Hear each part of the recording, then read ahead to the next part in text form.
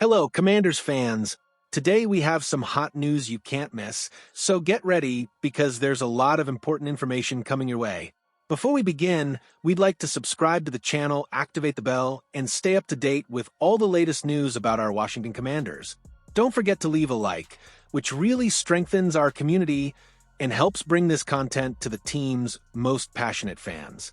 Now, without further ado, let's get straight to today's news. Commanders rumors. Terry McLaurin on track to return from injury against Cowboys. Washington Commanders wide receiver Terry McLaurin is making steady progress in his recovery from a quadriceps injury. In fact, he may be on track to return in time for a divisional matchup against the Dallas Cowboys, according to NFL Network's Tom Pelissero.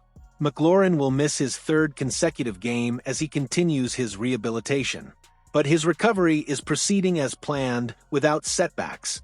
The Commanders opted not to place him on injured reserve.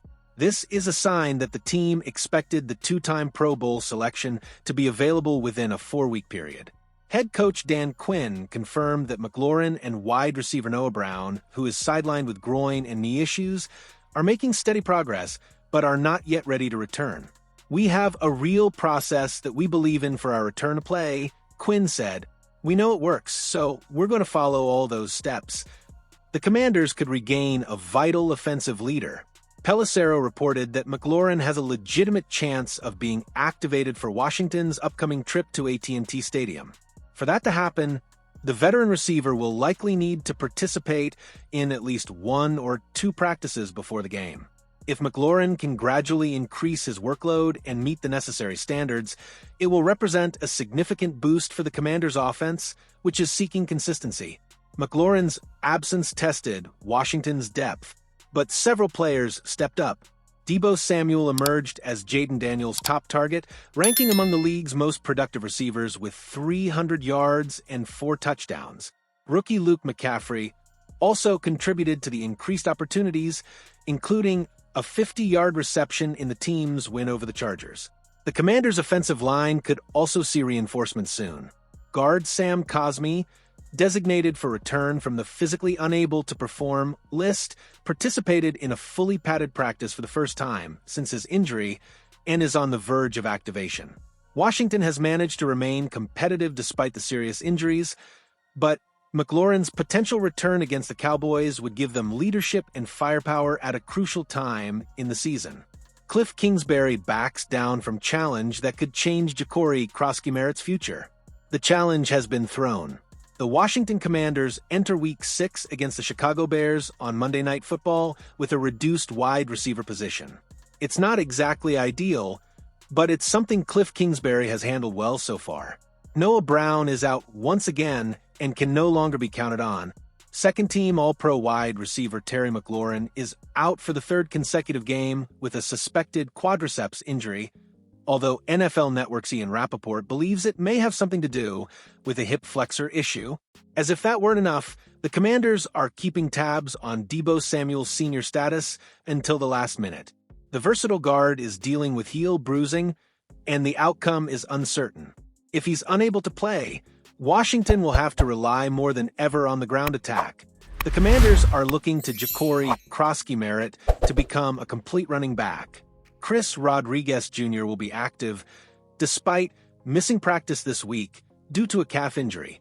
But the responsibility will likely fall to 7th-round rookie Ja'Cory Krosky-Merritt under the primetime spotlight. Krosky-Merritt surprised the Commanders and the entire league. His spectacular performance against the Los Angeles Chargers took the hype to a whole new level. Considering the Bears are allowing 164.5 rushing yards per game, 31st in the league, and Washington leads the NFL with 156.4 rushing yards per game, another profitable night could be in the offing. Kingsbury is trying to protect Krosky-Merritt amid the constant adulation.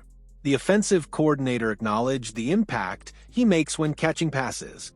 However, his touches will remain relatively limited until the number 245 pick's blocking abilities improve. He has to keep working to become a complete defender, but from day one, when he touches the ball, he does great things with it. Everyone knows what Krosky-Merritt can do with the ball. He's a dynamic and decisive playmaker, capable of exploiting small gaps or bending for big gains. But to be a true force in the backfield with 3 downs, the first-year pro needs to become an asset from a blocking perspective. That will come with time. But until then, Kingsbury knows how to get the best out of Krosky Merritt while limiting the risk to quarterback Jaden Daniels.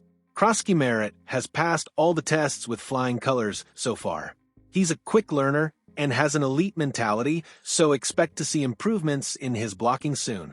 A Commanders-Jets trade could boost Dan Quinn's playoff run. The NFL trade deadline is fast approaching, and the Washington Commanders are once again emerging as one of the most closely watched teams. Under the leadership of General Manager Adam Peters and head coach Dan Quinn, the Washington Capitals franchise is experiencing a period of anticipation and strategy, seeking to bolster its roster for a potential push toward the 2025 playoffs. Adam Peters, known for his bold style and willingness to make high-impact decisions, now faces a significant dilemma. In recent months, the executive has already given up considerable assets in high-profile trades. Names like cornerback Marshawn Lattimore, wide receiver Deebo Samuel Sr., and offensive tackle Laramie Tunsil were all moves that drew attention across the league. These deals demonstrated Peters' willingness to invest heavily to transform Washington into a true NFC contender. However, after so many aggressive moves, the general manager may be more cautious at this point. Still, if an opportunity arises that truly increases the chances of immediate success, it's hard to imagine Peters sitting idly by, especially with Dan Quinn expressing confidence that his squad can compete at a high level. Commanders emerge as a possible target for Breece Hall. Among the most notable rumors, the name of New York Jets running back Breece Hall is beginning to gain traction as a potential target for Washington. USA Today analyst Ayrton Osley recently highlighted that Hall could be the missing piece to transform the Commanders' offense into an even more dangerous and versatile unit. According to Osley, adding Hall would not only bring explosiveness and youth to the backfield, but would also ease the burden on rookie Jacory Krosky Merritt, who has been performing well, but still lacks an elite partner who can share responsibilities and maintain offensive rhythm throughout games. This would likely require Washington to resort to future draft picks, perhaps beyond 2026, considering what they paid for Laramie Tunsil, Osley explained.